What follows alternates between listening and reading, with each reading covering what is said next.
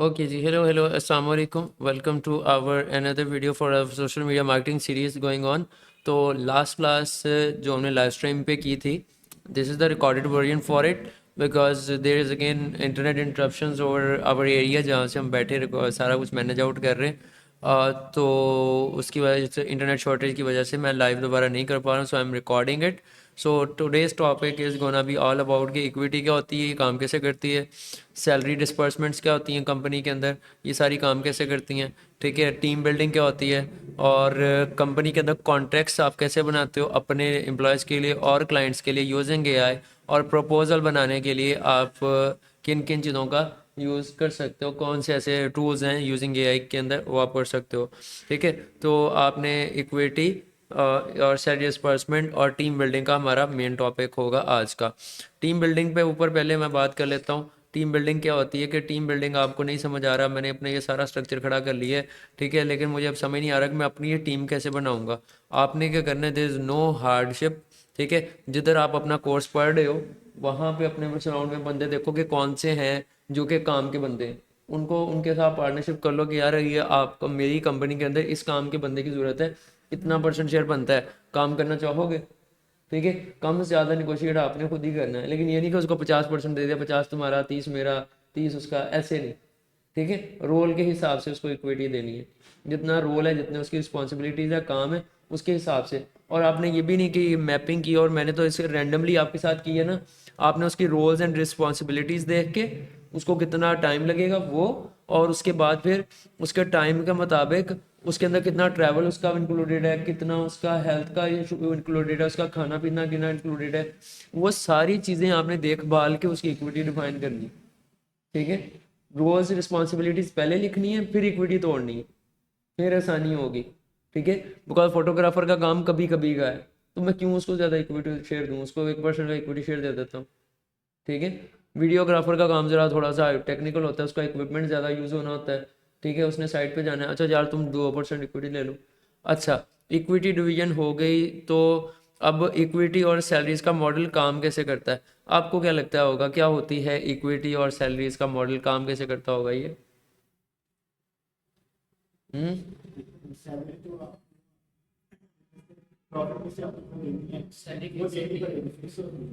सही है।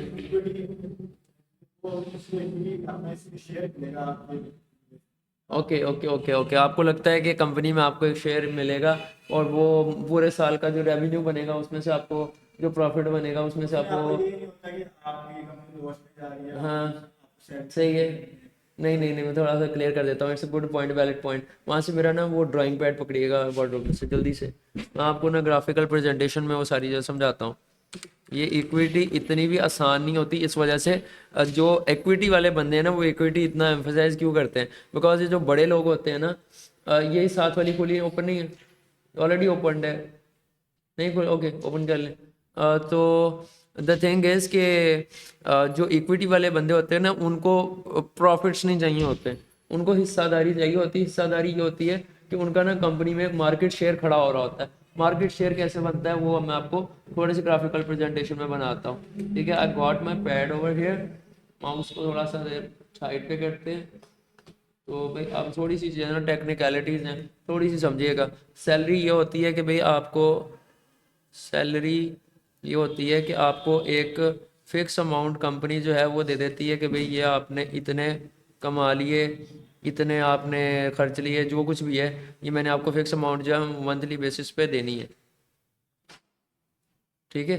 तो ये सैलरी होती है, ठीक है। जो इक्विटी होती है ना वो आपका फिक्स्ड हिस्सादारी होती है कंपनी के अंदर, फिक्स्ड फिक्स्ड आपकी क्या होती है, हिस्सादारी, मतलब fix share in the company, share in the company. और ये कंपनी में हिस्सेदारी होती है, इसका आपके प्रॉफिट से कोई ताल्लुक नहीं है। अगर आपको ये लगता है कि जो जो मेरा प्रॉफिट होगा उसके अंदर से मुझे ये इतना परसेंट मिलेगा, ऐसा कुछ भी नहीं होता, रॉन्ग कंसेप्ट, ठीक है, ऐसा कुछ नहीं है। इक्विटी इसीलिए इतनी डाढ़ी होती है, ये हर एक के बस की बात नहीं है इक्विटी लेना और इक्विटी वाले मॉडल पे काम करना, ठीक है। तो इसलिए इन्वेस्टर जो है वो इन चीज़ों को ज़्यादा एम्फोसाइज करते हैं कि भाई इक्विटी मिल जाए, उसकी ग्रोथ जब वो, अब ये कैसे होती है इक्विटी, इक्विटी आपको होती है जब आपकी कंपनी जो है वो, इक्विटी का फ़ायदा आपको तब होता है जब आप लीगली कंपनी, आपका बिजनेस रजिस्टर्ड हो। अगर आपका बिजनेस लीगली रजिस्टर्ड हो ना, तब आके आपका इसका फ़ायदा होता है, वरना आपका इसका इक्विटी का कोई फ़ायदा नहीं है, ठीक है। अब ये काम कैसे करती है, थोड़ा सा इसको समझ लेते हैं। तो भाई इक्विटी, इन केस मैंने किसी को 10% दे दी, एक को मैंने 1% दे दी, एक को मैंने 2% दे दी, एक को 3 दे दी, 5 दे दी, एक को मैंने 20 दे दी, 12 दे दी, ठीक है। एक को मैंने 20% दे दी, मैंने उनको सारे डिस्पर्समेंट्स कर दिए, ठीक है। इनको ये नहीं होगा कि पूरे साल में मैं जितना प्रॉफिट बनाऊंगा उसमें से जो बचेगा मेरे पास वो इनका 1% इनको मिल जाएगा, ऐसा कुछ भी नहीं होता, ठीक है। Prove me if I am wrong, may be I could be wrong as well, ठीक है। बट मुझे जितनी अभी तक अंडरस्टैंडिंग है उसके मुताबिक ये डेफिनेशन है इसकी। ओके, तो इक्विटी के अंदर क्या होता है कि भाई आपने ये इतनी 10% की है, 1% की, 2% की, 3%, 5, 10, 12 की है आपके पास, ठीक है। तो इसका ये होता है कि भाई आपने पहले साल काम किया कंपनी में, सब ने मिलकर कलेक्टिवली काम किया, कंपनी की वर्थ जो है ना वो बन गई $10 लाख। अब ये कंपनी की वर्थ है $10 लाख की, ठीक है। और इसमें आपका कोई 1 रुपया नहीं अभी तक आपको मिल रहा, ठीक है। लेकिन आपका दिल किया कि यार अच्छा मैंने कंपनी को 2 साल इसके अंदर सर्व किया है, इस वाले ने इसको 2 साल सर्व किया 2 ईयर्स के लिए, इस वाले ने इस कंपनी में 1 साल सर्व किया है, ठीक है। अब क्या होगा कि इसका $10 लाख का जो 1% बनेगा ना वो इसकी हिस्सेदारी में आ जाएगा, इसने 2 साल काम किया, इसका 10% था, 10% इसकी ओनरशिप में आ जाएगा। अब ये कहता है मुझे कंपनी छोड़नी, मुझे कंपनी में और काम नहीं करना, सेल करना है इसको, ठीक है। तो ये लोग क्या करेंगे, तो जब ये मार्केट में जाएंगे ना तो ये इनके पास 2 ऑप्शन होंगे, या तो ये ऑनर को बेच दें, ठीक है, कि भाई मेरी कंपनी की वर्थ है $10 लाख, इसमें मेरे पास इतनी इक्विटी शेयर है, तो ये मेरे से लीगली ना तुम ऑनरशिप इसकी ले लो, मेरे से ऑनरशिप ले लो, ठीक है। तो पहला राइट, ये रोफर का एक कंसेप्ट होता है, राइट ऑफ फर्स्ट रिफ्यूजल, ठीक है। तो ROF, right of first refusal, ROFR, ठीक है, रोफर। और राइट ऑफ फर्स्ट एक्सेप्टेंस कि पहले, अगर तुमने, अगर राइट ऑफ फर्स्ट रिफ्यूज़ल आपको लिया है ना, तो राइट ऑफ फर्स्ट रिफ्यूज़ल का कंसेप्ट ये है कि भाई ऑनर कहता है कि भाई मेरे साथ रोफर डिसाइड कर लो इस कंपनी में काम करने से पहले। तो जब भी आपने इस कंपनी को छोड़ना हो ना, आप पहले मुझसे पूछोगे कि भाई क्या मेरा इतना 1% का या 10% का शेयर बनता है, आप खरीदने के लिए तैयार हो, ठीक है। 10% कितना, $1000 होगा, 1 लाख का, जी ऐसे ही है। तो जी $1000 का इसका शेयर है कंपनी के अंदर, $1000 का, और इसका जो 1 साल का 1% है वो कितना है, $10 में भी, या $100, $100 होगा, ठीक है। तो ये जी कहते हैं कि जी आप ऑनर से जाके कहते हो कि यार आप मेरे से खरीद लो, अगर owner right of first refusal पे रिफ्यूज़ कर देता है, ये मेरे पास $1000 नहीं है पे करने के लिए, ठीक है, तो ये ऑनर से डील आपकी इसकी कैंसिल हो जाएगी। अब ये इसके बाद राइट है कि ये पब्लिक में जाके किसी और को अपना शेयर जो है वो अपनी कंपनी में बेच दे। अब कोई नया पार्टनर कंपनी में आएगा लेकिन वो इसका लीगल शेयर होल्ड करके आएगा, तो ये क्या करेगा कि भाई ये जो $1000 इसका बना था इसको $1000 दे देगा, और इसके पास जितने भी लीगल राइट्स होंगे कंपनी के वो सारे जो हैं ये ले जाएगा दूसरा पार्टनर, इसने $1000 कैश किया उसकी इक्विटी बेच के, मेक सेंस, समझ आया, ऐसा ऑफ द इक्विटी वर्क्स। और इसने कहा कि जी ऑनर ने कह दिया कि भाई अच्छा चला ठीक है $100 मैं देता हूँ, मुझे अपना शेयर दे दो, तो ऑनर के पास जो ऑलरेडी था वो थी जी 20% की हिस्सेदारी, अब वो हो गई 21% की हिस्सेदारी, क्योंकि अब उसने उससे खरीद लिया। मैं आपको कंफर्म करके आऊंगा श्योर। जो होती है ना वो प्रॉफिट होता है उसको कैसे अपनी टीम पे डिवाइड करना है जिसको वो मैं बताता हूँ, उसको इक्विटी नहीं बोलते, ठीक है। राइट, कोई बंदा क्या है वो पैसे लेके आ रहा है रिस्क लेके आ रहा है मैं उसमें उसमें किससे डिवाइड करना है वो उसके अंदर भी ये होता है, उसको बोलते हैं स्ट्रेटेजिक उसका पार्टनर, मार्केट वैल्यू क्या होगा उस बंदे का उसको बोलते हैं स्ट्रेटेजिक पार्टनर, जो कि अपना कोई स्किल लेके आ रहा है, ठीक है। गोस्ट पार्टनर वो होता है जो सिर्फ पैसे लगा रहा, काम नहीं कर रहा। उनके लिए भी सेम यही पॉलिसीज़ होती हैं कि उन्होंने कंपनी में काम करना है, पैसा लगाना है, ठीक है, लेकिन उनका जो डिसाइडेड इक्विटी शेयर है वही उनको मिलना है, ठीक है। अच्छा, इक्विटी जो है वो आपको पहले साल में ऐसे नहीं मिल जाती। अब इसके ऊपर भी मुझे बहुत डांटी, मेरा एक दिमाग हिल गया था। मैंने कहा यार भैंस की तुम, ये क्या चीज़ है, ठीक है। वो ये थी कि भाई इसको ना लीगल टर्म्स में बोलते हैं वेस्टिंग पीरियड। ये वाली दिमाग माइंड बॉगलिंग चीज़ है वेस्टिंग पीरियड। वेस्टिंग पीरियड क्या बोलता है कि भाई हर कंपनी का वेस्टिंग पीरियड होता है। किसी का 6 माह होता है, ठीक है, किसी का 2 साल होता है, किसी का 1 साल का होता है वेस्टिंग पीरियड।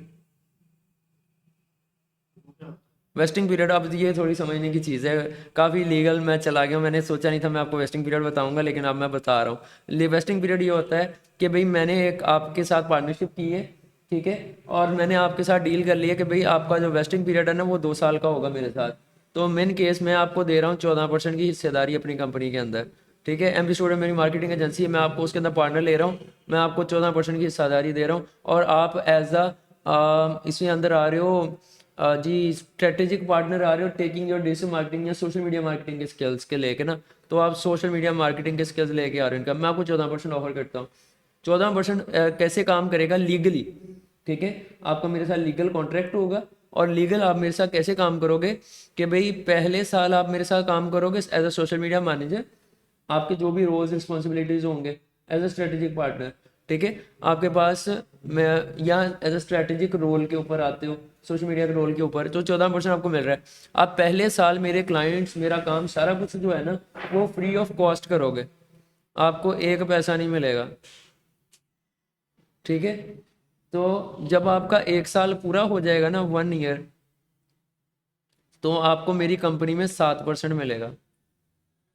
फिर फिर अब जब आप मेरे साथ सेकेंड ईयर अपना कंप्लीट करोगे ना, तो अब आपको टोटल आके आपका 14% मिलेगा।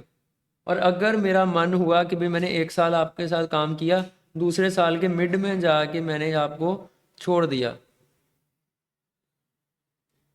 मैंने यहाँ पे मिड में आके छोड़ दिया, अगर मैंने यहाँ पे मिड में आके छोड़ दिया, आपके पास स्टिल 7% की हिस्सेदारी रहेगी। वो जो आपने मिड में किया, यहाँ पे 10 महीने काम किया, 11 महीने काम किया, या 12वें महीने काम किया और आखिरी 10 दिन में आके छोड़ दिया, आपकी वो जो 2 साल की मेहनत है, वो सॉरी 1 साल की मेहनत है, वो ज़ाया हो जाएगी, वो ज़ीरो हो जाएगी। आपको सिर्फ 7% की ही हिस्सेदारी ऑनरशिप मिलेगी, 14% आप नहीं अवेल कर सकते, ठीक है। तो वेस्टिंग पीरियड ऐसे काम करता है। फिर एक कंपनी का वेस्टिंग पीरियड होता है सैलरीज के लिए। अब आप थोड़ा सा इसको और डिटेल में आते हैं, तो इसका पीरियड होता है आपका vesting period for salaries. Skill पे बुक है। हाँ, बुक नहीं, बुक नहीं है, लीगल टर्म्स है, ये अकाउंट्स में पढ़ाते हैं। जो अकाउंट्स है ना, जो एमबीए वगैरह करते हैं या अकाउंटेंट्स की क्लासेस पढ़ते हैं, ये उनको पढ़ाई जाती हैं ये चीज़ें, ये नॉर्मल लोगों को नहीं पढ़ाए। हाँ, जितना इन्वेस्टर लेवल का बंदा होगा उनको ये सारी चीज़ें पता होंगी, ठीक है। तो इन्वेस्टर होगा या एक अच्छा स्टार्टअप होगा जिसने एक अच्छी जगह से नॉलेज लेके काम किया होगा, उसको ये चीज़ें भारी पता होंगी, ठीक है। अच्छा जी, सैलरीज के अंदर क्या होता है,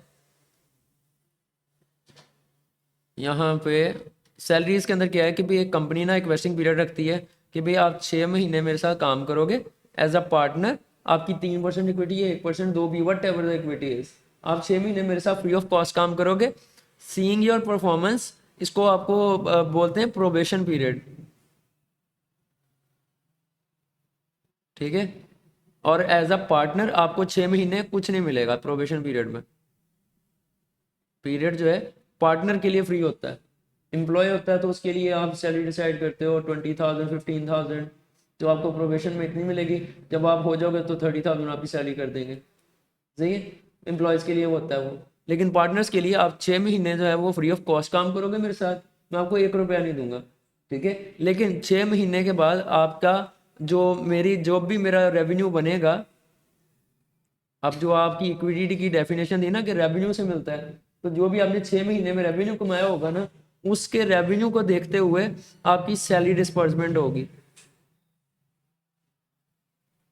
सैलरी डिवीजन होगी कि भाई आपको कितनी सैलरी देनी है उस प्रॉफिट में से, ठीक है। उस रेवेन्यू में से मेरे कितने अखराजात हैं वो लैदा होंगे, इस 6 महीने में मेरे इस पूरे साल के एक्सपेंसेस क्या होंगे, ठीक है। और उसके अलावा इसके अंदर मेरा कंपनी का प्रॉफिट क्या होगा, कंपनी रेवेन्यू, ठीक है। नेट प्रॉफिट जो है वो मेरा अलहदा से कंपनी का कितना निकलेगा।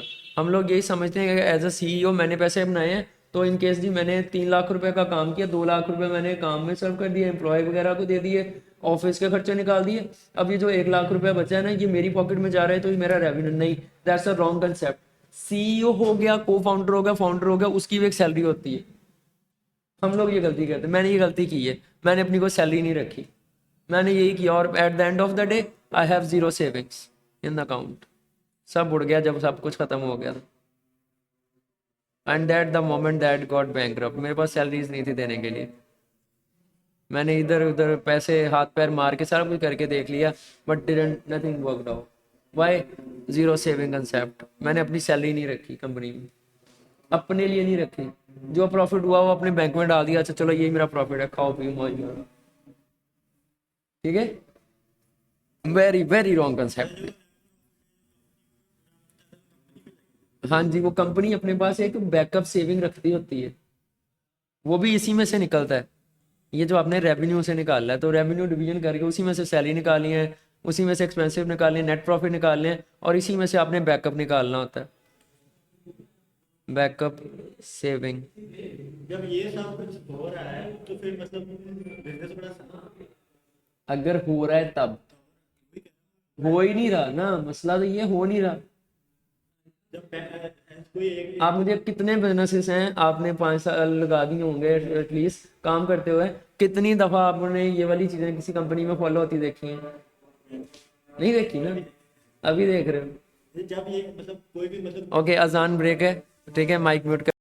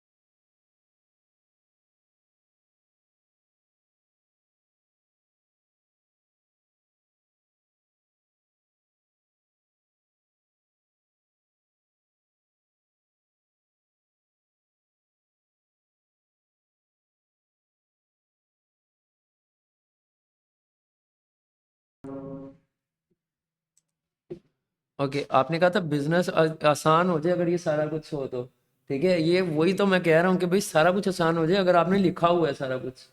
अगर आपने ये चीज़ें की ही नहीं है, कैसे आसान होगा आपके लिए, ठीक है।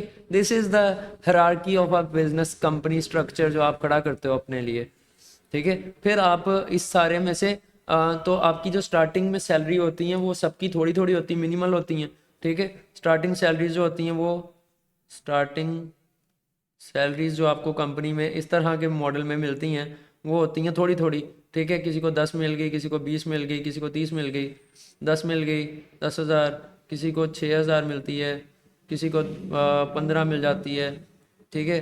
बहुत सड़ंग मारी तो 20,000 हो जाएगी, ठीक है। बिकॉज इसमें से आपने एडवर्टाइजिंग कॉस्ट भी निकालनी होती है अपनी कंपनी की, क्या मुझे एडवर्टाइज करना है तो एडवर्टाइजिंग में मुझे कितना कॉस्ट लगेगा, वो इसी में से निकालना है, ठीक है। तो ये जब सारा कुछ आप इसे डिवीजन करोगे ना, ऐसे करके निकलेंगी ये चीज़ें, तो फिर आपके पास ये मिलेगा, ये टोटल ऐसे निकलेगा आपका एक्सपेंस, ठीक है। अच्छा जी, तो आपने जब अपनी ये सैलरी अकाउंट अपना निकाल लिया, स्टार्टिंग सैलरीज आपको इतनी है, बहुत सारे आपके जो कंपनी के लोग हैं ना वो यहीं पे फायर हो जाएंगे। ठीक है, आपके जो पार्टनर्स हैं वो बीच में अपनी इक्विटी छोड़ के चले जाएंगे। ठीक है, यार क्या यार, मैंने 6 महीने कमाया, मैंने 10,000 ही कमाया, मैंने 6,000 ही कमाया, मैं क्या किया क्या है मैंने इसके साथ, मैंने 15,000 ही कमाया 6 महीने की, मेरी ये मेहनत है, मैंने 20,000 कमाया, यही मेरी मेहनत है। नो, आपकी असल मेहनत जो है वो आपका रिकॉग्निशन ये है कि आपने कंपनी को बिल्कुल ज़ीरो से लेकर स्टैंड किया है, इतने सारे लोगों से आपने टीम बिल्डिंग सीखी है, आपने टीम एनवायरनमेंट में काम करना सीखा है। ठीक है, आपने कम्युनिकेशन सीखा है, आपने टूल्स सीखे हैं। बात आप समझ हाँ स्लीप वाली नेक्स्ट करके सीओ हाँ, उनकी बात आप समझ अब समझ, आराम से आराम आराम से खाओ, मिलेगा। खाने पे बहुत ठीक है, हाँ, इन पे बहुत मिलेगा। मैं एक टीचर के साथ रिसेंटली बैठा था, उन्होंने कहा था कि Bilal, your mean is, sorry, पैसे के पीछे भागना आपकी दौड़ नहीं है, नॉट रन फॉर मनी। ठीक है, जस्ट काम करो, अच्छा काम करो और उसको बेहतर करते चले जाओ, you will eventually make a good business out of it. ठीक है, कहते हैं मैं एज अ टीचर एक टाइम था, मैं 2 लाख की सैलरी बढ़ा, सॉरी 2 लाख की ट्यूशन पढ़ाता था एक दिन में। ठीक है, और उसके अलावा अपने काम अलहदा करता था। अब मैं वो ट्यूशन्स भी नहीं पढ़ाता, लेकिन अल्लाह ताला ने मेरे रिसोर्सेज ऐसे बना दिए कि मुझे अदर रिसोर्सेज से, जो मेरा अपना एक्चुअल काम है, उससे मुझे इससे ज़्यादा रेवेन्यू बन जाता है महीने का, as a teacher he is taking it. ठीक है, तो दैट इज़ द थिंग। और दूसरा कहते हैं कि अब मैं आपको मज़े की चीज़ बताता हूँ, हम आप लोग एज अ क्लाइंट्स भी ये करते हो। हम लोग क्या करते हैं कि जी हमारे पास क्लाइंट आ रहा है ना, क्लाइंट कहता है यार मेरे से ना $100 ले ले, और ना मेरे साथ ये भी कर दे, ये भी कर दे, ये भी कर दे, ये भी कर दे। अच्छा यार, हम कहते हैं खैर पैसे दे रहा है ना, 100 ही तो आ रहे हैं ना, आने दो, कर लो इसके साथ काम। तो हमारे स्टूडेंट कल्चर में, हमारा सोसाइटी का कल्चर ऐसा बनता जा रहा है, ये आप नेचुरली नहीं कर रहे, ये $100 दे रहा है तो मेरे से 6 बंदों का काम ले रहा है, ऐसे नहीं है। प्रॉब्लम इसके हमारा सोसाइटी का कल्चर ऐसा बन गया हुआ है। आप खुद देख लो, आपके पास टीचर है, वो अच्छा पढ़ाता है नहीं पढ़ाता, ठीक है, या उसके पेरेंट्स बहुत चिक चिक करते हैं, वो बहुत बोलते हैं, ठीक है, आपने हमारे बच्चे के साथ ऐसे क्यों किया, ये किया, वो किया, वो किया, टीचर को नहीं अच्छा लगता इवेंचुअली, लेकिन वो इस चीज़ को लेकर चुप कर जाता है कि यार इसके जो पेरेंट्स हैं जैसे भी हैं ना, ये इस बाकियों से ज़्यादा पैसे देते हैं, खैर है स्टूडेंट आ रहे हैं आने दो, खैर कुछ नहीं होता। ठीक है, हमें वो बचपन से ही वो कल्चर मिले हुए हैं, जो अब हम बड़े हो के उन वो फीड करें, हमारी तरबियत उस तरह से हुई हुई है। ठीक है, हम प्लान नहीं करते कि हमारा क्लाइंट कौन है, प्लान योर क्लाइंट, कि वो कौन है, वो मुझे मिनिमम $500 देगा तो मैंने उसके साथ काम करना है, नहीं देगा तो भाई सलाम अलैकुम, मैंने उसको ना करनी है। हमारे नहीं नहीं नहीं नहीं आ रहे, आने तो क्या बुरा लगता है, खर्चे पूरे हो रहे हैं ना, हमारे एक्सपेंस पूरे हो रहे हैं। खैर है, वो मुश्किल टाइम आपको आएगा, it's hard to take a big bite, it's hard to make add zero at right side zero to it, right side zero, right side zero too, it's hard, not easy. लेकिन अगर आप plan करके चलोगे किसके साथ काम करना है, किधर मार्केट में हमने अपनी सर्विस बेचनी है, आप बेच लोगे, अच्छी बेच लोगे। सारी दुनिया अमेरिका अमेरिका अमेरिका में बेचना है, यूके में बेचना है, वो भाई उससे भी बाहर दुनिया है, यूरोप में भी लोग हैं, ऑस्ट्रेलिया में भी लोग हैं, न्यूजीलैंड में भी लोग हैं, अच्छा पे करते हैं, रशिया में भी हैं, चाइना में भी हैं, और हमसे भी कुछ कंट्रीज हैं जो हमसे भी लोअर हैं इस दुनिया में। हम उधर जाकर अपनी सर्विसेज बेचते हैं तो हम वहाँ पे स्टैंड आउट कर सकते हैं। एंड आई वुड रिकमेंड कि कुछ ऐसी मार्केट्स में काम करो जो हमसे आज लो हैं, लेकिन उनके जो काम करने का तरीक़ेकार है ना वो हमसे ज़्यादा तेज़ है। जैसे अफगानिस्तान, बंगाल, श्रीलंका बैंकरप्ट हो गया था, लेकिन वो हमसे आगे है। ठीक है, उनकी हरकतें अच्छी हैं, तो वो डेफिनेटली उन मार्केट्स में आप स्टार्ट थोड़े से कर लो। ठीक है, उन उधर के क्लाइंट्स पकड़ के अरबियों के साथ काम कर लो, ठीक है, थोड़े में कर लो, लेकिन वो इवेंचुअली जैसे जैसे वो ग्रो करेंगे ना, वो आपको हाई पे आउट देंगे। ठीक है, और हम उस मार्केट में घुस जाते हैं जिधर सारे लगे पड़े हैं। मैं ये नहीं कह रहा अमेरिका में काम करना बुरा है, अमेरिका में भी क्लाइंट, अमेरिका में मैं यकीन कर, मैंने कल रात ही एक पॉडकास्ट की है, उस बंदे का 20-25 साल का एक्सपीरियंस होगा इंडस्ट्री का, लेकिन वो कहता है मैं डिजिटल हुई ही नहीं। उसका वेबसाइट देखा, वेबसाइट पे भी कुछ नहीं है, सिंपल सा सादा है, पे बना, कोई बटन कोई लिंक काम ही नहीं कर रहे उस पर। कहता we are already in conversation with some other company. मैंने कहा ओके, आई मैं आपको करके दे सकता हूँ, let's talk some other day. कहते ठीक है कर लेते हैं बात। तो जिधर उसको उसने ये भी साथ मेंशन किया कि जिधर हमारी बजटिंग मीट की ना, हम उसके साथ काम करेंगे। तो मे बी वो जो अदर कंपनी वो उसको थाउजेंड्स ऑफ डॉलर का बजट सुना दे, 50,000 का, 30,000 डॉलर का, मैं उसको कहूँगा यार मैं आपका यही काम जो है ना 6,000 डॉलर में कर दूंगा, सारा कुछ ही कर दूंगा, दे दो मुझे पैसे। वो कहेगा यार अच्छा ये 50 मांग रहे हैं, मेरे को 6 मांग रहे हैं, मुझे पागल हूँ मैं उसको दूँ 50,000। सही है, तो मुझे 6,000 में प्रोजेक्ट मिल जाएगा, I will do it and happily मैंने 6,000 महीने का बना लिया। सही है, मैंने 50,000 ज़्यादा अमाउंट बोल दी, उसने चलो 10,000 मांगी होगी, जितनी भी मांगी है, ठीक है, तो वहीं पे मैं उसको पिच कर देना, उसने मुझे दे देना। तो that's how you add rights and zeros, 100, 200, 500, इस तरह से।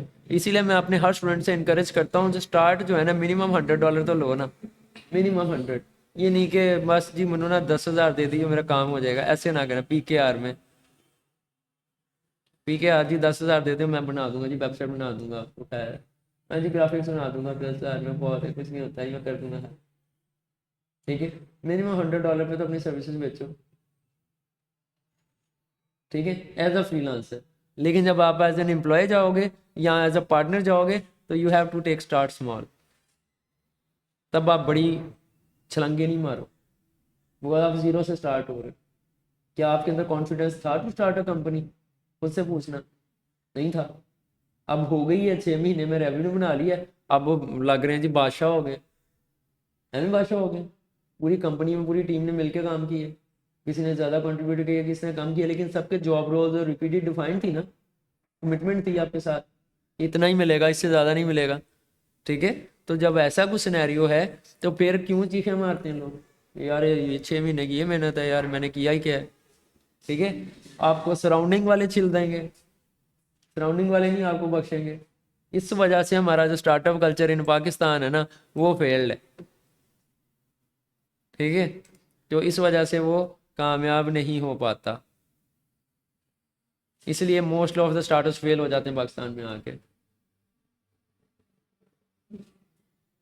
लेकिन जो लोग लगे रहते हैं थोड़ा थोड़ा थोड़ा थोड़ा करके, they eventually and up doing great business. जैसे मैं नबी सल्लल्लाहु अलैहि वसल्लम की एग्जांपल लेता हूँ, 23 साल लगे इस्लाम पे लाने में, नबी हो के वो कह सकते हैं ना नौजुबिल्ला, ठीक है, क्यों नहीं हो रहा, नौजुबिल्ला, ना तो नबी हूँ, मेरी तो माननी चाहिए, उल्टा उन्होंने पत्थर बरसाए, लेकिन ही डिड इट, पूरी दुनिया ने एक्सेप्ट किया, अल्हम्दुलिल्लाह। या तो why not, we as Muslims can do it, can do it. अब समझ आई?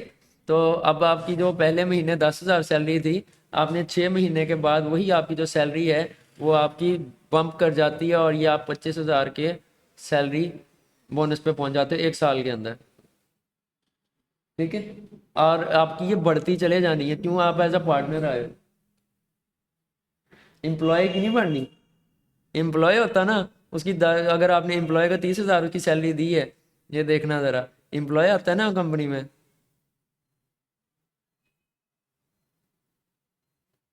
एम्प्लॉय, तो एम्प्लॉय की जब सैलरी डिस्बर्समेंट होती है ना तो उसको एक फिक्स अमाउंट मिलता है, फिक्स स्टाइपेंड। और मुझे भी यही होता था कि मैं यार लगता है मुझे मैं थोड़ी सैलरी दे रहा हूँ यार, ये गलत है, इट्स नॉट गुड। ठीक है, बट मैं फिर अगर मुझसे अगर आप कोई एथिकल बंदा मेरे साथ बैठ के पूछे क्या आप अपने एम्प्लॉय को वो सैलरी नहीं दे रही जो कि उसने आपके साथ डिसाइड की है बैठ के कि I agree to take this salary, क्या उसने कोई नखरे किए थे? नहीं किए थे। तो भाई फिर तुम क्यों गुल्ट ले रहे हो एज सीईओ कि मैं सैलरी कम दे रहा हूँ? और सैलरी बनती कैसे है? अब मैं एम्प्लॉय सैलरी डिवीजन के ऊपर आता हूँ, और मैं सैलरी ग्रोथ के ऊपर भी आता हूँ पहले, कि भाई इसने जो डिसाइड की थी, इसने डिसाइड की थी अच्छा यार मुझे ना 10,000 दे देना salary, I am all okay with it. Okay, आपका बंदा हायर हो गया। आपने अब वो बंदा जो था वो पूरा अनट्रेंड था, 10,000 लेके, वो अनट्रेंड बंदा था, आपने उसको क्या किया? ट्रेन किया, समझाया, काम ऑफिस इन्वायरमेंट समझाया, बैठना सिखाया, बोलना सिखाया। ठीक है, उसको ट्रेन किया, उसको ट्रेन करके उसको क्या एम्पावर्ड पर्सन बना दिया। ठीक है, अब उसने बेशक आपके साथ 10,000 डिसाइड की थी, हर कंपनी का अपना होता है, लेकिन मेजरली मेजरली देखा गया है कि भाई उसने अगर 10,000 डिसाइड किया ना, 1 साल के बाद उसकी जो सैलरी है वो 15 हो जाएगी, या उसकी मैक्सिमम बहुत छलांग मारी तो 20,000 हो जाएगी। ठीक है, लेकिन it will very on the company revenue के इस एम्प्लॉय की वजह से कितनी वैल्यू ऐड हुई है कंपनी में। अगर इस एम्प्लॉय की वजह से रेवेन्यू उतना ही है तो उसको फिर उतनी ही सैलरी मिलेगी। वो कहा जाता है ना पाकिस्तान के अंदर कि अगर मैंने आपको 1 लाख रुपया देना है ना तो मैंने आपसे 20 लाख का काम लेना है, तो इसीलिए कहा जाता है। ठीक है, अगर आप मेरा 1 लाख रुपया मेरे से लेके मुझे कंटिन्यू सिर्फ 1 लाख रुपया, सॉरी 10 लाख का रेवेन्यू दे रहे हो पूरा साल में, आपकी वजह से कोई ग्रोथ नहीं आ रही, तो आपकी 1 लाख ही सैलरी रहेगी, वो नहीं बढ़ेगी। अगर आपकी परफॉर्मेंस आप हुई, आपने इसको 15 लाख कर दिया पर मंथ पे, आपका सैलरी बूम कर देगा, वो 1.5 लाख पे कर देगा। ठीक है, 2 लाख कर देगा। Make sense? तो there is no shame in it, accepting this is the reality bro. Because अब मैं आपको एम्प्लॉय को सैलरी डिस्बर्समेंट बताता हूँ कि कैसे होती है, और ये रीजन वाइज होती है। सैलरी डिसबर्समेंट डिवीजन ये कैसे होती है किसी भी कंपनी के अंदर। तो सैलरी डिस्बर्समेंट होती है आपकी, okay so I may give it to this colour. तो सैलरी डिस्बर्समेंट ऐसे होती है कि एक तो पहले आपका रीजन देखा जाता है, जैसे कि भाई लाहौर के अंदर जो है कोई बंदा हायरिंग कर रहा है, ठीक है, for a role of social media manager, और उसने जो है उसकी सैलरी रखी हुई है, जो मिनिमम मिलती है ना वो 25,000 होती है स्टार्टिंग लाहौर के अंदर।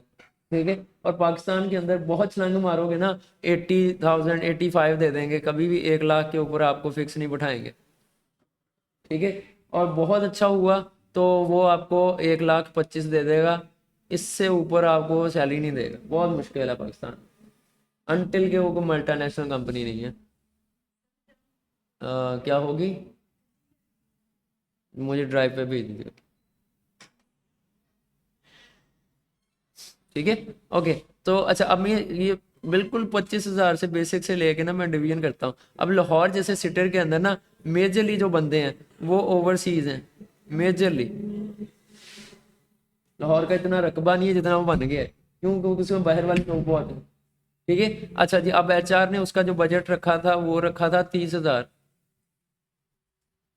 मिनिमम, लेकिन एचआर की भी कोशिश होती है कि कम से कम में बंदा फंसा ले। ठीक है, तो वो आपको जानबूझ के थोड़ी सैलरी बताते हैं कि तो उसको पता है इसने एग्री कर जाना। सही है, क्लियर हुआ? HR human resource hiring person को कहते हैं, जो आपको हायर कर रहा होता है। ओके, तो इसमें ज़्यादा ओवरसीज हैं। ओवरसीज कौन से हैं? विद इन पाकिस्तान वाले लाहौर में ओवरसीज कौन से हैं? आउटर एरिया, जैसे टोबा से गए हैं, पीरमहल से गए हैं, झंग से गए हैं, उधर से आगे जेलम से आगे, इस्लामाबाद से आगे, रावलपिंडी से आगे, वो ये सबको मिला के कलेक्टिव ओवरसी बनता है, ये नहीं कि वो बाहर से मुल्क से बाहर से आए। सही है, मेक सेंस? क्लियर हुआ? अच्छा जी, अब वो जो ओवरसी है उसको 25,000 की वो सैलरी स्टाइपेंड ऑफर हो रहा है। अब ये 25,000 उसने कैसे तोड़ा है? जो एचआर है या कंपनी की जो डिवीजन है बजटिंग, वो कैसे 25,000 को जस्टिफाई कर रही है? जस्ट इन केस एक टोबा से बंदा उठ के उस कंपनी के अंदर जॉब करता है, लाहौर के अंदर जाके टोबा टेक्सिंग से उठ के वो लाहौर में जाके जॉब करता है, और उसको ये वाली जॉब मिलती है 25,000 वाली। ठीक है, अब 25,000 में उसके एक्सपेंसेस देखना, यहाँ से टोबा से लाहौर जाने की 1,200 का टिकट है। ठीक है, आने जाने का कितना हुआ? 2,400। ठीक है, अब ये कहता है महीने में 4 हफ्ते होते हैं, चलो मैं 2 दफ़ा चक्कर लगा लूँ। ठीक है, तो 2,400 मल्टीप्लाई 2 करो, कितना हो गया? 4,800। ठीक है, अच्छा जी, अब लाहौर में रहना है ना, तो लाहौर में रहने का मिनिमम एक बंदे का जो रेंट है वो 20,000 है मिनिमम। ठीक है, तो ये उसके रेंट में गुजर जाएगा। अब उसने वहाँ पे खाना पीना भी है, ठीक है, उसने अपने कपड़े भी धोने, प्रेस भी करने हैं, ट्रैवल भी करना है, 30,000 उसका एक्सपेंस है। तो अब मुझे बताओगे 30 20, ये तो यहीं पे निकल गया, वो कैसे बेचारा बचाएगा 25 में? क्या बचा लेगा? ठीक है, तो फिर वो इससे सस्ती जो अच्छी जगह है वो 20,000 में मिलती है, तो वो यहाँ से कटाएगा, वो जगह अच्छी अच्छी जगह की जगह कुछ चीपर जगह ढूंढेगा, खाने अच्छे खाने की बजाय चीपर खाने ऑप्शन ढूंढेगा, चीपर ऑप्शन ढूंढेगा। ये सबसे चीपर बताया है आपने। और इससे भी लोग गिरते हैं नीचे। आप जस्ट इमेजिन कि 25 में आप लाहौर में सर्वाइव कर भी सकते हो आज के दौर में? नहीं कर सकते ना, आज के दौर में बहुत मुश्किल है। आज के दौर में तो 50 में भी नहीं कर सकते। 50 में भी नहीं कर सकते, सही बात है, लेकिन लोग करते हैं। ऐसा भी नहीं है, हर लेवल के लोग होते हैं, ठीक है, हर एक के अपने अपने स्टैंडर्ड होते हैं कि भाई मैंने कैसे सर्वाइव करना है, ठीक है। अब मैं इसी की सैलरी डिस्बर्समेंट आपको अपने सिटी से कर देता हूँ। टोबा टैक्सिंग में आप काम करते हो, ठीक है, इन केस आप मेरे ही ऑफिस में काम करते हो, ठीक है। तो टोबा टैक्सिंग में क्या है कि जी आप काम करते हो, तो मैंने आपको एज अ ग्राफिक डिज़ाइनर जो है वो हायर कर लिया, और ग्राफिक डिज़ाइनर की मिनिमम सैलरी जो है ना वो मैंने 20 रखी थी। एचआर ने मुझे 10 पे 15 पे एक मुझे सॉरी 25 रखा था मैंने बजट। एचआर ने क्या किया, एक बंदा मुझे 10 पे हायर कर दिया, एक मुझे बंदा 15 पे हायर कर दिया, ठीक है। अच्छा, तो the thing is now happening over here is के यहाँ पे 10 पे एक बंदा हायर हुआ, 15 पे एक बंदा हायर हुआ, 25,000 का टोटल इसका बजट था। तो ये हुआ, अब क्या हुआ कि यम यम यम यम यम यम मेरे पास 2 बंदे आ गए, ठीक है। अब इसका ग्राफिक डिज़ाइनर का मेरे पास 2 बंदे हैं, ठीक है, 10 पे 15 पे आ गए, लेकिन मुझे इनका कैलकुलेट करना है कि भाई इनका लिविंग एक्सपेंस कितना है। इन्होंने घर से आना है ऑफिस, कुछ करना है, इन्होंने ट्रैवल करना है ना। चलो जी, जो बहुत ज़्यादा भी कर लिया ना तो जी इनका जो 5,000 का जो है ना वो इनका पेट्रोल में निकल जाएगा, ठीक है, ठीक है। 5,000 ही इनका महीने का हो गया हेल्थ अलाउंस, ये हेल्थ का हो गया, पेट्रोल हो गया, ठीक है। 10,000 ये यहीं पे पूरा हो गया। तो 10,000 में ये यहाँ पे अब हेल्थ के लिए जाएं ना जाएं, 5,000 इनका प्रॉफिट है, ठीक है। लेकिन 5,000 जो है वो इसका पेट्रोल में निकलना ही निकलना है कहीं ना कहीं। लेकिन पेट्रोल मैंने 5,000 ज़्यादा बता दिया, मैक्सिमम 2 लग जाएगा। और टोबा में कौन से ज़्यादा दूर है, छोटा सा सिटी है, करीब करीब सारे पहुंच जाते हैं, 2,000 लग जाएगा। Still you have 7,000 in profit to sustain. हाँ हाँ, अगर वो पीर महल से है तो आपका कितना कॉस्ट आता है? 10,000 आता है पीर महल से, ठीक है। तो आपको इन केस हायर किया जाता है कि जी 20 पे इन केस आपको मिलता है। लेकिन इन पीर महल से आ रहे हो, आपसे पूछा जाएगा पीर महल से आके आपने 20,000 यहाँ पे क्यों लेना, आप पीर महल में क्यों नहीं काम कर लेते? मेक सेंस, ठीक है। तो इस तरह से या पीर महल में होंगे, ठीक है। बट अगर आपको लगता है कि भाई यहाँ पे एक प्रोडक्टिव स्पेस है, यहाँ पे ज़्यादा प्रोडक्टिव काम हो रहा है, यहाँ पे वो ज़्यादा है, तो आप क्या करते हो कि आप फिर वहाँ पे सैलरी को इग्नोर कर देते हो। Now you have a learning mindset. अब आप कहते हो बेशक पैसे थोड़े दे रहा, खैर मैं आपको खुद बताता हूँ, मैं लाहौर में एक जगह पे काम कर रहा था, मेरा वहाँ पे 2 महीने वहाँ पे काम चला। मैं लाहौर में एक जगह एक कंपनी में काम कर रहा था, मुझे 15,000 का उन्होंने वो मुझे दिया था इंटर्नशिप स्टाइपेंड, ठीक है। मेरा 2 हफ्ते मैक्सिमम यहाँ पे काम किया, इससे ज़्यादा मेरा चल नहीं सका। और मैं बैक एंड के ऊपर already I was making $500 to $600 monthly sustain, घर बैठे अपने रूम में। मेरा कोई ऑफिस नहीं, कुछ नहीं है, मैं घर बैठे $500-600 बना रहा हूँ, ठीक है। और महीने के एंड पे मुझे बहुत माइनस ही सैलरी देनी पड़ती थी और मेरा काम हो जाता था। आई वॉज मेकिंग इन लाखों वेरी इजीली, ठीक है। 1.5 लाख रुपया में भी या 1.25 लाख मेरी सैलरी होती थी, सॉरी प्रॉफिट मेरा होता था, प्रोजेक्ट का मेरा बन जाता होता था, ठीक है। ये मैं पुरानी बातें कर रहा हूँ। अच्छा, तो यहाँ पे क्या हुआ कि ये 3 साल पहले की गालबन बात होगी, 2.5-3 साल पहले की बात है, इससे ज़्यादा पुरानी नहीं है। तो यहाँ पे क्या हुआ कि इसमें 2 वीक्स मेरी इंटर्नशिप चली, उसका मैं फिर कभी स्टोरी बताऊंगा क्या हुआ था। तो इसका जो मेरा टीम लीड था ना, उसने भी एक मीठी छुरी बन के मेरे साथ ऑफिस पॉलिटिक्स खेलने की कोशिश की थी, इसकी वजह से मैंने छोड़ा था। अच्छा, तो क्या हुआ कि इसके 15,000 के पीछे ना, अब मेरे एक्सपेंसेस सुनना ज़रा, मैं 18,000 का रेंट दे रहा था, ठीक है। और मेरा तकरीबन 1200 का है ना, तब मेरा था 700 का टिकट आ जाता होगा, ठीक है। और हर वीकेंड में मुझे वापस आना है, 7 × 4 = 14,000 में भी, हाँ 28 है, हाँ 28 बन 7 4 2800, ठीक है। तो तकरीबन मेरा 5,000 का लगा लो, चलो मेरा, क्योंकि मैंने उधर खाना भी गाड़ी में कौन सा था कि सिर्फ मेरे बस का है, मैंने अपने जौहर टाउन से अड्डे तक जाना, अड्डे से टिकट लेना, तो मेरा वो गाड़ी का एक्सपेंस नहीं आ रहा 1,000 रुपया, तो उसका ले लेता था वो, ठीक है। तो इस तरह से मेरा वो एक्सपेंस है वहाँ पे। तो जस्ट इन केस मेरा जो ट्रैवल है ना वो 6000 का मेरा ट्रैवल था, ठीक है। ये तो मैंने 18 इधर पे कर रहा हूँ, 6 इधर कर रहा हूँ, 25 तो यहीं पे हो गया, ओ सॉरी 24, ठीक है। अच्छा फिर उसके बाद मेरा 20,000 खाने का है जो मैंने अलहदा देना है बाहर, ठीक है। तो 20 23, हाँ 24 था, ठीक है। तो 24 और 20 44। 44, ठीक है। और उसके अलावा मिसलेनियस अगर मैं डालूं तो 50,000 का मेरा मंथली था, और मैं 15,000 की इंटर्नशिप कर रहा हूँ। Is it a joke? क्यों कर रहा हूँ? लर्निंग के लिए। और मुझे पता है कि भाई मैं एक जगह पे स्टक हूँ, इतने साल हो गए मैं इस चीज़ से निकल नहीं पा रहा, तो ये वाली जो जगह है ना मुझे सिखा रही है, तो मैं इनके साथ काम करके देखता हूँ, it will be profitable for me. आज मैं पैसे नहीं बना रहा, कल परसों चौथ कभी ना मैं पैसे इससे दुगने बना लूंगा, तिगने बना लूंगा, ठीक है। लर्निंग के पीछे गया, लर्निंग से पैसे बनते हैं, ठीक है। तो ये मेंटेलिटीज ऑफ एन एम्प्लॉय भी मैंने आज आप लोगों को बता दी, ठीक है। और सैलरी डिस्पर्समेंट फिर ऐसे होती है। ओके, सैलरी डिस्पर्समेंट फिर यहाँ पे आके ख़त्म नहीं होती। अब एक कंपनी के माइंड से अगर देखो तो ये 15,000 सैलरी क्यों दे रहा है, ठीक है। मैं आपको इसकी भी बताता हूँ, इसके कुछ वजूहात होते हैं। Salary disbursement as a company owner आपने कैसे करनी है। तो इसका मैं कलर जो है ये कर देता हूँ। तो सैलरी डिवीजन एज कंपनी, ये वाली चीज़ें कोई नहीं कभी बताएगा, तो आज मैं आप लोगों को बता रहा हूँ। आप लोगों ने सुनी भी नहीं होंगी ना, आप लोगों को किसी को बतानी है, ठीक है। बिकॉज किसके पास इतना टाइम नहीं है ना इतनी चीज़ें बताने के लिए, ठीक है। सैलरी डिस्पर्समेंट में क्या होता है कि भाई अपनी कंपनी को इन केस जो है जी वो आपको मिला है $1000 का प्रोजेक्ट मिला है, ठीक है। अब $1000 में आपने सैलरी देनी है PKRs के अंदर, आपने सैलरी नहीं देनी डॉलर्स में, आपने डिसाइड किया है, ठीक है। ये तकरीबन आपका डॉलर टू PKR कितना बन जाएगा, 3 लाख, ठीक है। इतना ही बन जाता है ऑलमोस्ट, 400 का $1 लाख होता है।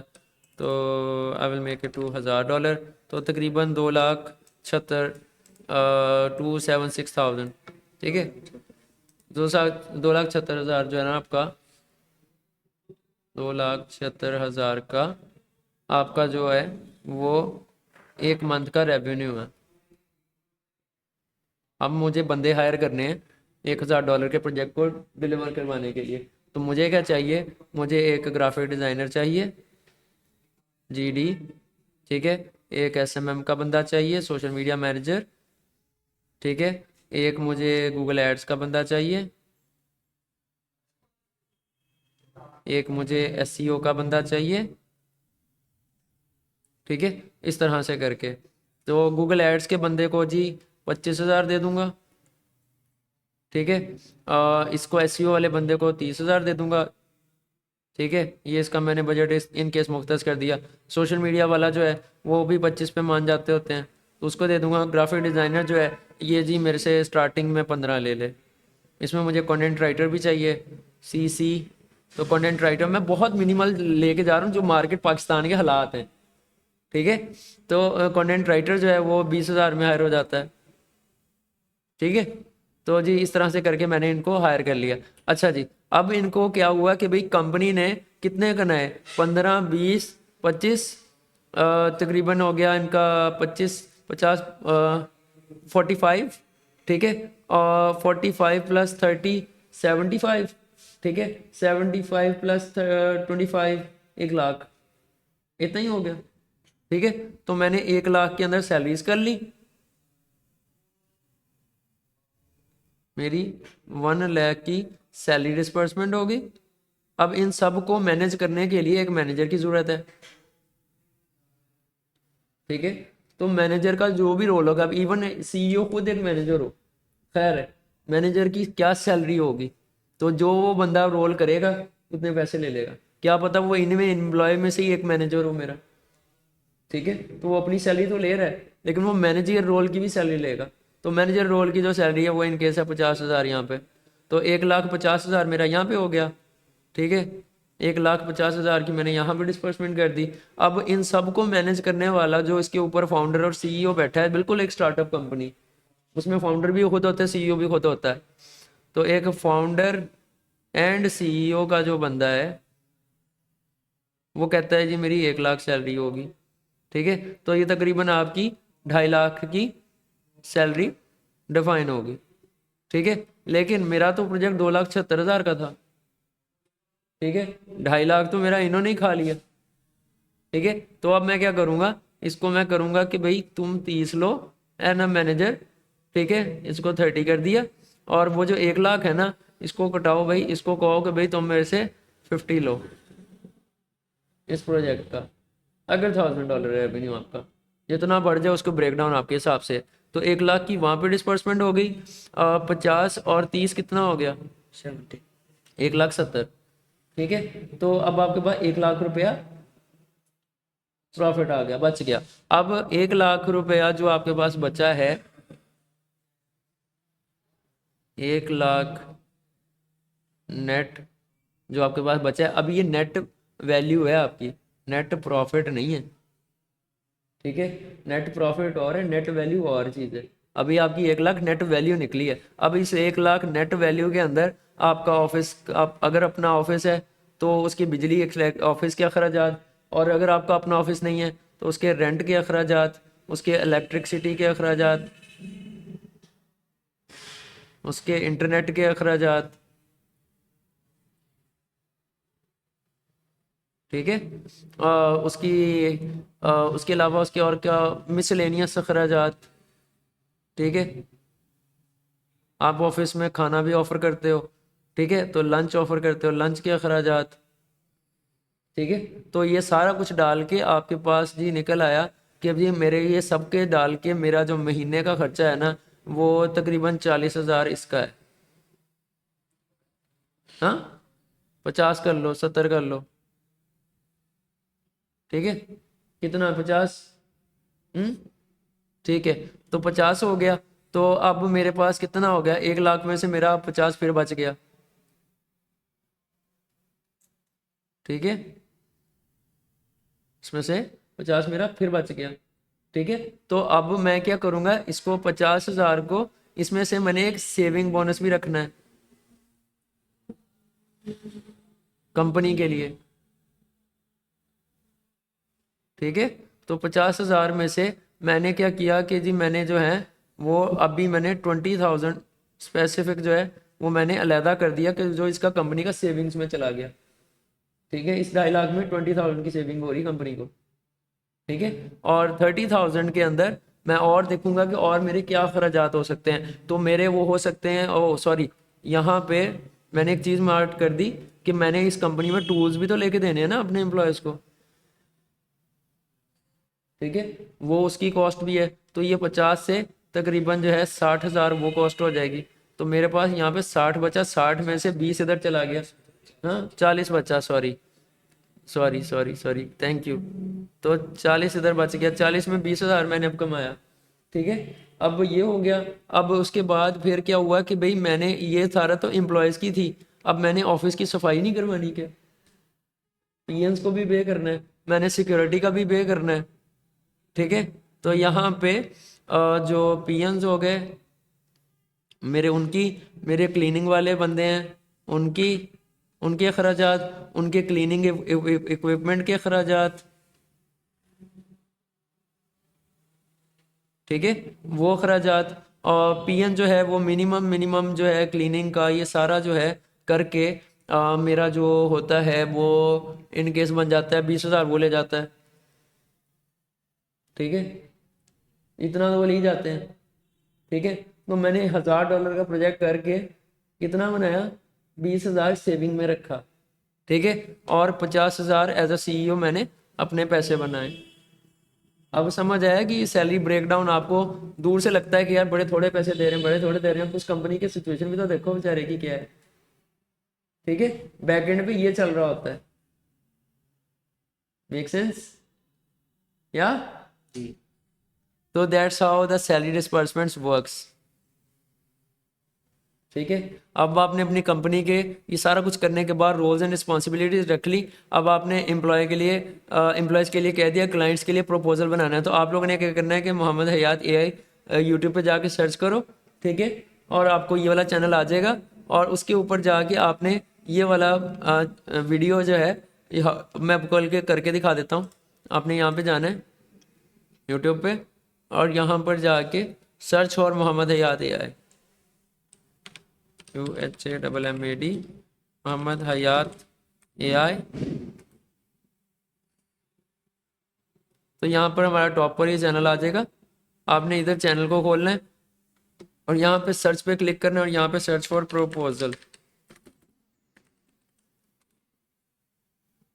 तो यहाँ पे मैंने 2 वीडियोस की हैं, write proposal for the client और calling ChatGPT to make proposal real time. ठीक है, वॉइस कॉल करके कैसे प्रपोजल बनाना है और रिटर्न में कैसे प्रपोजल बनाना है ChatGPT को यूज़ करके, मैंने दोनों बता दिए। गो and watch those videos and make proposal for your self and for your clients. ठीक है, क्लियर हुआ? अच्छा जी, तो इस तरह से करके आप ये काम करोगे। अब आपने क्या जी ChatGPT के पास आए, हाय, अब आपने लीगल कॉन्ट्रैक्ट बनाना है दो पार्टनर्स के दरमियान। ठीक है, तो या एम्प्लॉयज़ के दरमियान। Hi, you are a business legal adviser, you are a business legal adviser as per the law of government of Pakistan for businesses। ठीक है, यहाँ you are the lawyer for businesses, whatever your mean is।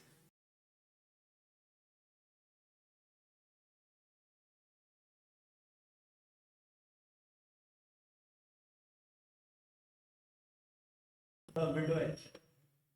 Window H। Okay, so create me a proposal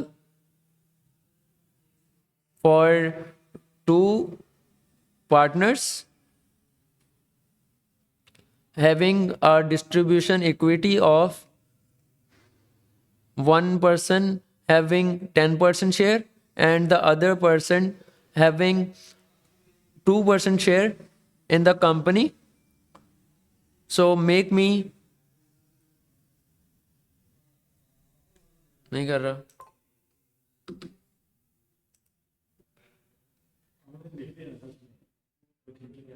okay. तो having distribution equity of 10% and 11%, ठीक है, in a company that is getting started, that is just getting started या जो भी आपकी history है। ठीक है, सो यहाँ पर ये कर सकते हो, हाँ, ये that is just getting started. So create me a legal contract between these two entities। ठीक है,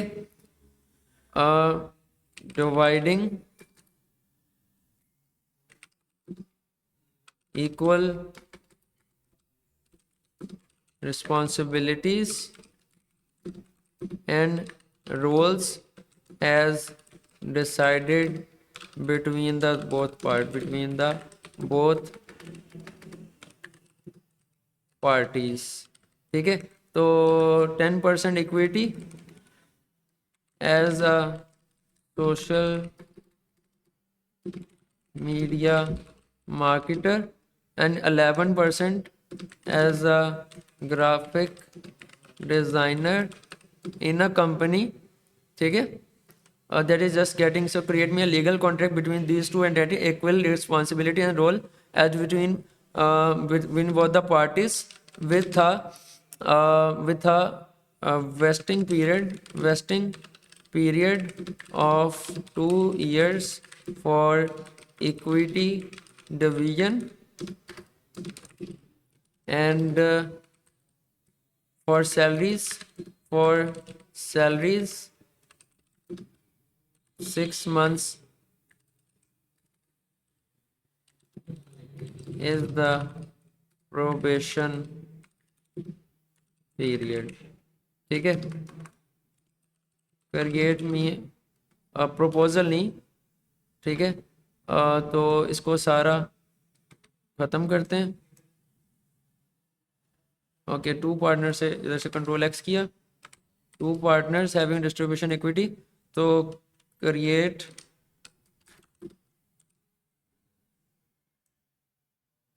मी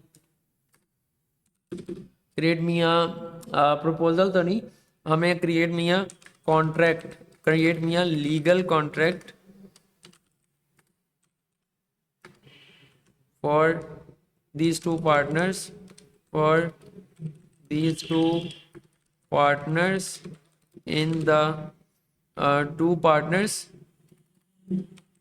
based in Toba-Tek-Singh, Pakistan, ठीक है, बेस्ड इन Toba-Tek-Singh और Lahore Pakistan, whatever your reason is, criminal legal, हाँ लीगल कॉन्ट्रैक्ट, मैं वही देख रहा था, आपने पिक कर लिया, गुड पिकिंग।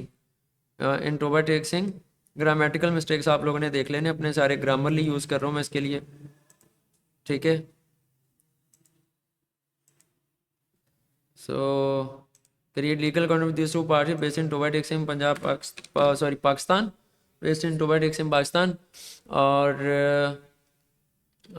तो ये कर दिया आपने, ठीक है। Criminal legal contract for these two partners based in Toba-Tek-Singh Pakistan, as per the laws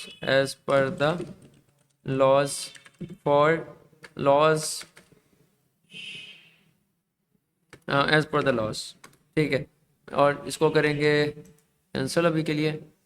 तो partnership agreement, name of social media mark holding CNIC, residing as here and after partner और as a social media marketer, name of graphic designer आ जाएगा, उसका CNIC आ जाएगा, ठीक है।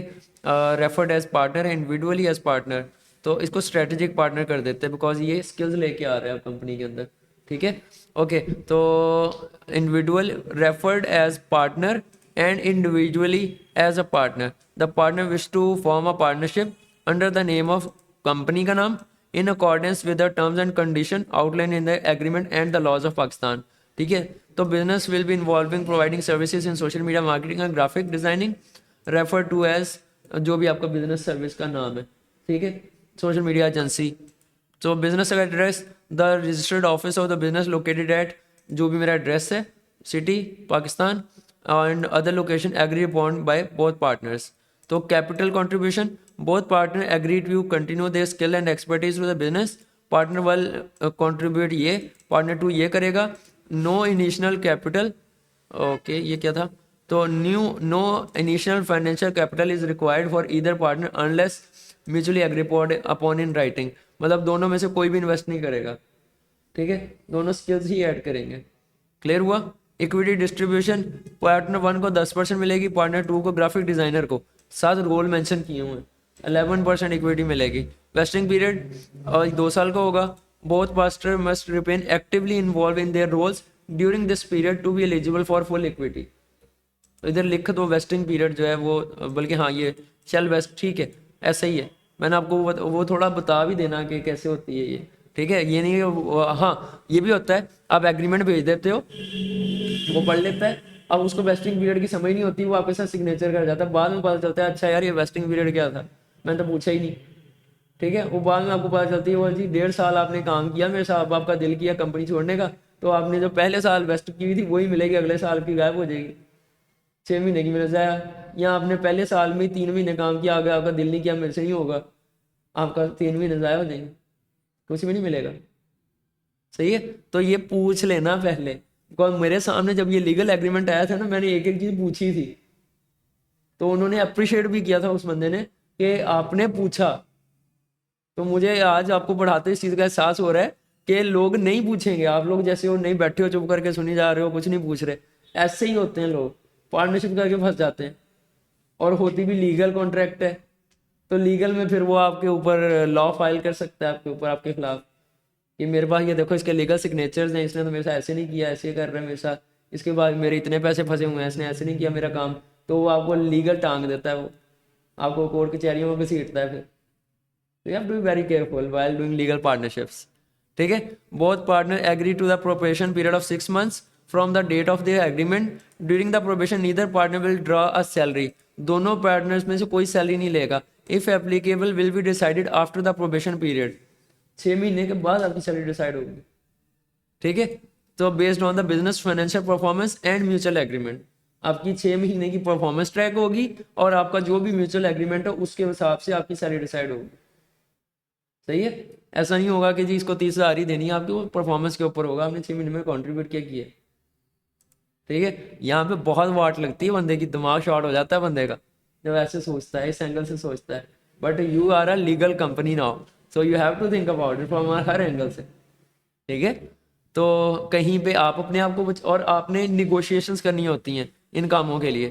ठीक है, तो इस तरह से होता है. तो पार्टनर 1 सोशल मीडिया मार्केटर, वो ये काम करेगा. आपने पार्टनर 1 के जितने भी अपने पास रोल्स लिख के लिखे हुए थे, आपने वो सारे उठा के यहाँ पे डाल देनी. यहाँ पे तो 2-3 ही लिखे हुए हैं ना उसने, आपने वहाँ से जो अपनी रिस्पॉन्सिबिलिटीज लिखी हुई हैं सारी कॉपी पेस्ट करो, यहाँ पे ला के पेस्ट कर दो.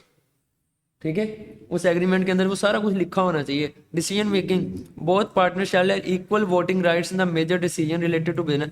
ये भी आपने मार्क करना होता है, क्या ये पार्टनर डिसीजन मेकिंग में आ सकता भी है कि नहीं आ सकता. ठीक है, कौन लोग होंगे जो डिसीजन मेकिंग में होंगे, तो डिसीजन मेकिंग के भी रैंक्स होते हैं, उसके हिसाब से उसकी इक्विटी डिफाइन होती है. ठीक है, तो disputes if any will be resolve through mutual discussion और involving neutral third party mediator. अगर दो हम दोनों में तो फटा हो गया तो तीसरा हम कोई ऐड कर लें बीच में. ठीक है, terms this partnership shall commence on the date of this agreement, जिस दिन ये स्टार्ट हुआ. ठीक है, continue unless terminated by mutual consent और ऑपरेशन ऑफ लॉ. लॉज के मुताबिक अगर ये टर्मिनेशन अलाउ होती हुई तो ये हो सकती है, या फिर हम दोनों की बहुत ज़्यादा फड्डा हो गया, हम दोनों ने डिसाइड किया कि भाई मैं क्विट करो, मैं नहीं कर सकता, फिर आप कर सकते. लेकिन एक कहता है कि यार मैं नहीं करना, दफा करो, किड़ा काम है. अगर आपकी अपनी पर्सनल ऑफेंडेंस इसमें इंक्लूड है तो लॉ के मुताबिक आप छोड़ नहीं सकते, आप टंगे जाओगे, आपके ऊपर फाइन हो जाएगा या आपको कोर्ट में घसीट देगा. ठीक है, तो in the event of termination the business asset shall be evaluated and distributed based on equity share. तो बिजनेस एसेट जो होंगे वो भी, जो आपने बिजनेस में लाइक उनको लैपटॉप लेके दिया या कुछ भी किया उनको विद इन द पार्टनरशिप, तो वो उसके हिसाब से उसकी डिस्ट्रीब्यूशन भी जो वो इक्विटी में देखी जाएगी.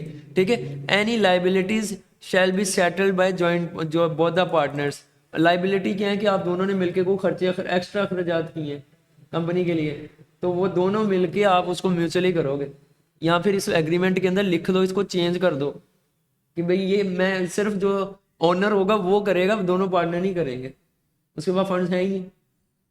सही है.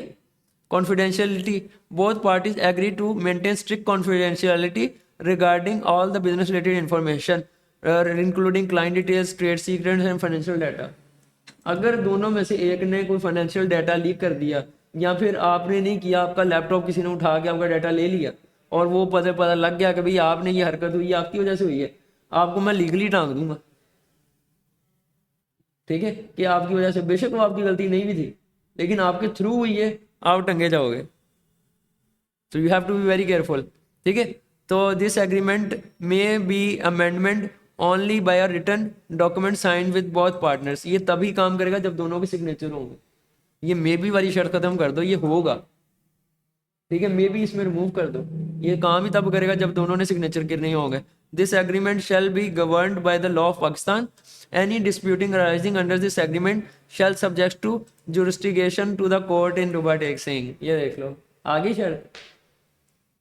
ठीक है, अगर कुछ हुआ ऐसा तो मैं आपको कोर्ट में घसीटूंगा, दोनों घसीट सकते हैं एक दूसरे को. ठीक है, मेक सेंस. तो entire agreement, this entire agreement constitutes the entire agreement between the partner and the surprised by the prior understanding or agreement, in witness whereof the partner will have entire entered into the the partners have entered into the agreement on the mentioned above date mentioned above, जो ऊपर हुई थी उसके signature, उसका full name और उसकी date. Graphic designer का, और विटनेस 1 विटनेस 2 आपकी कंपनी के जो भी, ठीक है। तो इसको आप लीगली फिर प्रिंट करवा के स्टाम्प पेपर होता है 20 रुपए वाला, 50 रुपए वाला, वो लेके किसी के ऊपर भी चल रहे हैं, 100 वाला ले लें, ठीक है आपके पास, करते हो, सही है। तो वो आप पार्टनरशिप्स का जो है वो स्टाम्प पेपर 100 वाला लेके उसके ऊपर इसको प्रिंट करवाओगे, और फिर दोनों के लीगल सिग्नेचर्स होंगे, और फिर आपके पास उन दोनों की एक कॉपी होंगी, सही है, क्लियर हुआ। That's how you write. तो इसको कह दो कि भाई make it to PDF, make it to few word document. Word आकर PDF कर दो, लाइन में सेट कर नहीं, इसका अलाइनमेंट कर देगा, लेकिन आपने इसके अंदर कोई अमेंडमेंट्स चेंज, हाँ, तो फिर तो पहले इसको वर्ड में कन्वर्ट करो। वर्ड में जब सेव एज करते हो ना, तो उसको सेव एज PDF कर लो, वर्ड डॉक्यूमेंट ना सेव करो, बस फिर वो करो, और इस तरह से करके आपका काम हो जाएगा। आई होप कि मैंने आप लोगों को आज वाकई में कुछ क्वालिटी कंटेंट डिलीवर किया है, मैंने आप लोगों को बेवकूफ़ नहीं बनाया आज, हाँ।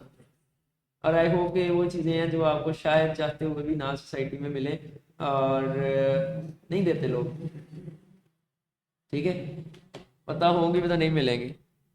आप शार्क टैंक पाकिस्तान में जाके देख लो, शायद मिल जाए, मुश्किल ही है फिलहाल तो ये वाली चीज़ें, वो भी नहीं बताएंगे, ठीक है। लेकिन ये वाली चीज़ें आपको कंपनीज में घुस के काम करके पता लगी, लोगों के पीछे पड़ जाओ, बताओ ये क्या होता है, ये क्या होता है। और ये मैंने आपको बताऊं, अभी मैंने आपको मेरा ख्याल है 20% बताया, 80% चीज़ें अभी और भी हैं। यस, पता है आपको, क्या पता है? इसमें आ गई अभी डेटा वगैरह अब बेटा तो मैंने कल बता दिया था, और बताओ। वो भी आ गई। सही है, सही है, सही है, सही जा रहे हो। तो यहाँ पे इसको यूट्यूब पे जाके इसको न्यू टैब में करते हैं। तो यहाँ पर legal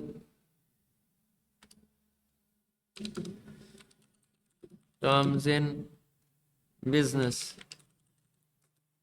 law, legal terms and terminologies, ठीक है। तो understanding the law, okay, contract law in 2 minutes, tort law in 2 minutes, अब ये पता नहीं क्या है। अच्छा, सिंप्लीफाइंग अ बिजनेस, मैं इधर एक बंदा देख लेता हूँ, वो बताता होता है लीगल टर्म्स के ऊपर। इजी प्राइवेसी पॉलिसीज़, नहीं, नहीं नहीं नहीं नहीं नहीं नहीं नहीं, ओके, रोफर रोफा रोफा सर्च करते हैं, राइट ऑफ फर्स्ट रिफ्यूज़ल, या फिर वेस्टिंग पीरियड क्या होता है, वेस्टिंग पीरियड,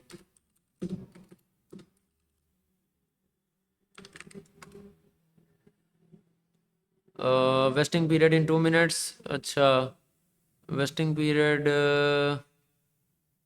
यार इंडियन होते थे वेस्टिंग पीरियड के ऊपर, इंडियन बहुत अच्छी बातें करते हैं। ई सॉप्स क्या होता है, ठीक है, what are ESOPs, how to, ये भी है employ stock option, ESOPs, ठीक है, व्हाट आर ई सॉप, ये बंदा है वरी को, बहुत लेवल की चीज़ें सिखाएगा आपको लीगल टर्म्स के रिलेटेड, ठीक है। तो इसको जाके सुनो, इसके 5 मिलियन हैं, तो मैं इसकी वीडियोस में जाके देख लेता हूँ। तो simple plan, freelancing, get rich, मैं प्लेलिस्ट में जाता हूँ इनकी, मैंने इनसे बहुत कुछ सीखा है। हाँ, ये पढ़े हुए हैं, how to invest in your 20s, your personal finance, the psychology of money, ठीक है। इधर किसके ढोल बज रहे हैं। तो लोन जल्दी रीपे करें, SIP क्या है, 30 की एज में नहीं, लॉन्ग टर्म इन्वेस्टमेंट नहीं, घर बाई या रेंट, बिल्डिंग का गोल, यार प्लेलिस्ट मुझे नहीं याद अभी कौन सी है, नहीं, मुझे सिर्फ थंबनेल से थोड़ा बहुत याद है, बाकी मुझे याद नहीं है अभी। थोड़ा सा पीछे चलते हैं, है इन्हीं के चैनल पे, इनके अलावा और बड़े चैनल्स हैं जिन पे आपको ये चीज़ें मिल जाएंगी, लेकिन मैं आज चाहूँगा कि आज आप लोगों के सामने ना ये मनी सीक्रेट्स मैं खोल दूँ। तो एक्सेल ट्यूटोरियल है, पर्सनल फाइनेंस है, प्रोडक्टिविटी है, साइकोलॉजी ऑफ मनी, इसको खोलते हैं, वरीको बुक्स को।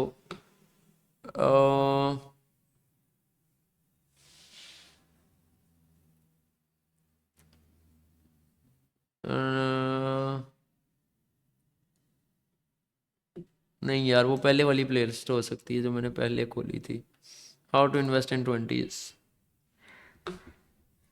इसी के अंदर होनी चाहिए। उसकी प्लेलिस्ट के अंदर वाली वीडियोस बिल्कुल नीचे जाके कहीं पड़ी होंगी। अ,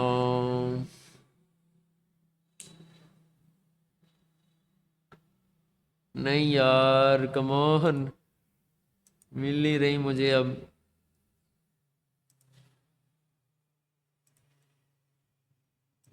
हम्म, वरीको भाई साहब को खोलते हैं, इधर खुद ही आ जाएगी।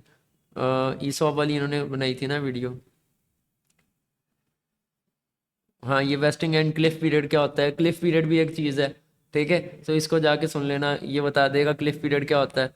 आई होप कि मैंने आज लेक्चर जो है ना लंबा थोड़ा कर दिया है, लेकिन ना मैंने आप लोगों को वो वैल्यू बता दी है, ठीक है। ये लेबर लॉ वाले जो हैं इसके ऊपर ये बहुत बात करते होते हैं, ये बहुत अच्छी बातें बताते हैं, ठीक है। अबाउट फाइनेंसेस, फाइनेंसिंग मनी, और फिर financing terms, financing terms in business,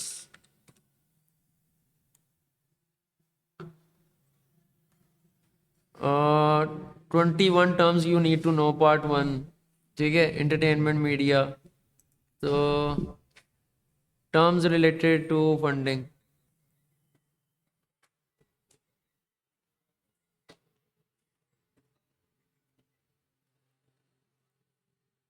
ये पूरा बता देगा, ठीक है। तो ये लेबर लॉ वाले बहुत अच्छे हैं, बहुत अच्छी अच्छी चीज़ें बताते हैं। Shark tank business terms explained, तो यहाँ पे आपको सारी टर्म्स मिल जाएंगी, ठीक है। तो आपको ये मिल जाएंगी फाइनेंशियल टर्म्स, हाँ ये है startups terms you need to know, ठीक है। तो बिजनेस मॉडल्स, कस्टमर सेगमेंट क्या होता है, कैप टेबल क्या होता है, ये बताती ये वाली वीडियो है, ठीक है। Startups terms you need to know in 2021, ये मैं व्हाट्सएप कम्युनिटी में भी ड्रॉप कर दूंगा इसका लिंक। तो go and watch this videos, you will get a lot to learn about business, ठीक है। इस तरह मतलब एक आपको टर्म मिल गई ना कि ये क्या होती है, फिर आप वो खुद ही निकालना शुरू कर दे, अच्छा ये क्या होती है, ये क्या होती है, ये क्या होती है, ठीक है। क्लियर हुई बात। तो go and find those videos and you will make a lot out of it इंशाल्लाह। आप लोग अपना लीगल स्टार्टअप खुद खड़ा करने के अब काबिल हो, ठीक है। अपना बहुत सा ख्याल रखिएगा, दुआ में याद रखिएगा। अल्लाह हाफिज़।